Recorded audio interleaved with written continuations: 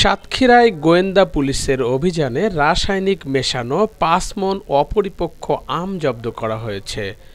এ সময় যমুনা লাইন পরিবহনের স্থানীয় ম্যানেজারের ১০,০০০ টাকা অর্থদণ্ড প্রদান করা হয়।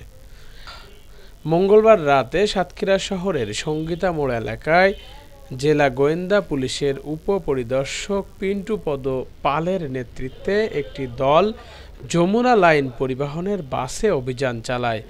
বাসটি সাতক্ষীরার কালীগঞ্জ উপজেলার নলতা থেকে ঢাকার যাত্রাবাড়ি যাচ্ছিল।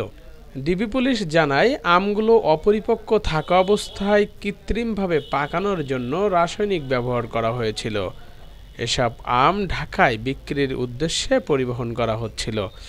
নির্বাহী ম্যাজিস্ট্রেট ও এনডিসি প্রণয় সরকার ভ্রাম্যমাণ আদালত পরিচালনা করে যমুনা লাইন পরিবহনের সাতক্ষীরা কাউন্টারের ম্যানেজার আশিকুর রহমান শিমুলের ১০,০০০ টাকা জরিমানা করেন এবং জব্দ করা রাসায়নিক মেশানো আম ধ্বংসের নির্দেশ দেন।